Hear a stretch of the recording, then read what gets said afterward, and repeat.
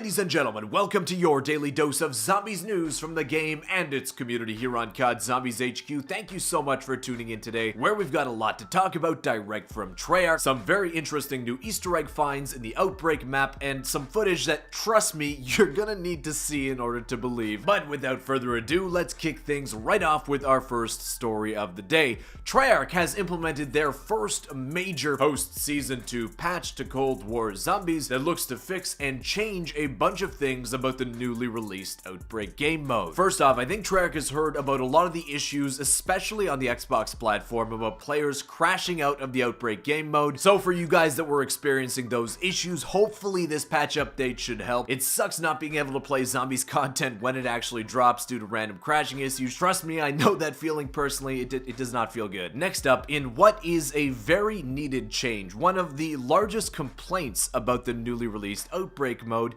is that while it feels like the progression rate for the Ethereum crystals and weapon XP is fairly decent, absolutely acceptable, the problem is the earn rate for regular XP, just ranking up your general levels while playing an Outbreak game, is just way too slow. And that the time you would invest playing an Outbreak match compared to the actual levels you gain, compared to something like a regular Zombies match, or even to a greater extent multiplayer, you earn basically like hardly any levels compared to playing those two modes. But it seems like part of that, at least for now, was due to a bug in the game, where Treyarch says this: they've addressed an issue that was resulting in a lower than intended Outbreak match bonus XP totals. So this is the bonus match XP that you'll get at the end of an Outbreak match, and depending on how far you've actually made it, and if you've decided to extract from your Outbreak game, that bonus XP match total can actually be a very significant amount. With that fixed, it'll be interesting to see if it feels like you're starting to advance levels a little bit more quickly in the Outbreak mode,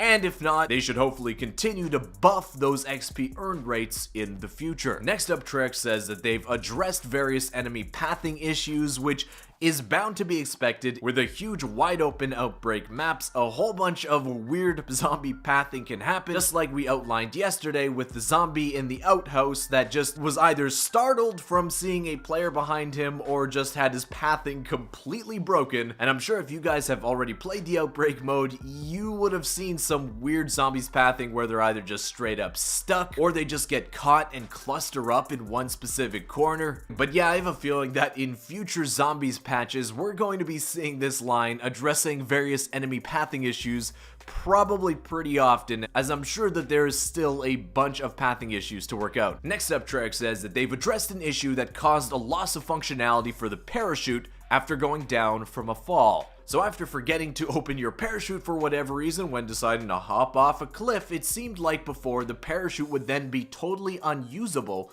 for the rest of your game. Well, thankfully Treyarch seems to have fixed this issue, so next time you decide to hop off a cliff in a Zombies match, you can remember the second time to pull out your parachute. Next up, in a change to the upgraded Aether Shroud ability, Treyarch says that they've addressed an issue where the Aether Shroud field upgrade could lose its initial full charge during the retrieve objective, where if you weren't aware, during the retrieve objective, when you're the person that actually picks up the ether canister to move it towards your objective, your field upgrade gets replaced by essentially an area of effect Ethereum blast that is only able to be used while you actually have the Ethereum canister in your possession. I guess it's just to give players that are transporting that objective because they can't run or are in a solo match a little bit of a way to help fight off a zombie horde if they get attacked while moving the objective. Well, before, if you ended up picking that up and had the upgraded Aether Shroud ability, you could lose either one or two of your charges just by moving the objective, which could really suck if you're holding on to those Aether Shroud charges for a rainy day or you get into a sticky situation, but that seems to be a problem we don't have to worry about anymore. Next up, part of me didn't want to talk about this in prior Zombies update videos, but it was pretty well known in the Zombies community that if you ended up having two death machines, so if you had one death machine in your possession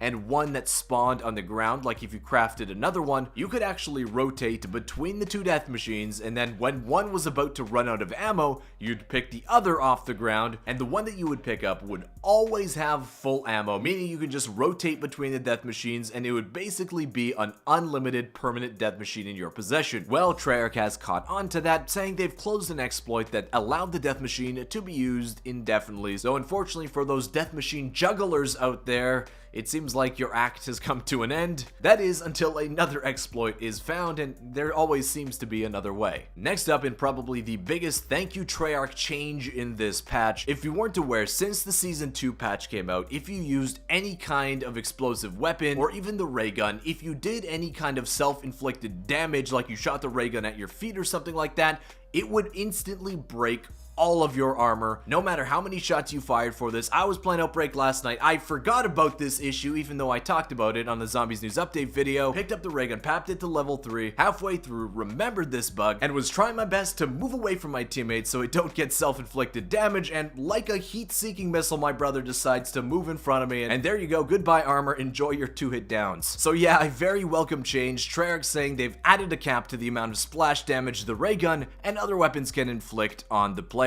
It's also interesting to note, guys, initially we thought this issue with the explosive damage destroying armor was due to one of the new tiers of the Juggernog ability, where in the beta of Call of Duty Black Ops Cold War, the tier 4 ability for Juggernog granted players immunity from their own explosive damage, essentially the same effect as PhD, but for whatever reason Treyarch changed that tier 4 ability to simply making armor 25% more durable in the actual release. We expect the reason for that change to be that PhD will make its way into Cold War Zombies at some point as its own unique perk, because the sound files for a dark Aether version of the PhD jingle were found within Cold War. It's the same reason we knew that Tombstone would be making its reappearance in Cold War, and that turned out to be true. So yeah, we'll likely see PhD reintroduced into this game somewhere down the line. But moving on to our next story of the day, an Easter egg was found a few weeks ago that showed within the loading screen of Die Maschine on Samantha Maxis' ID number on her badge. It turned out to be an Easter egg reference to a code from the television series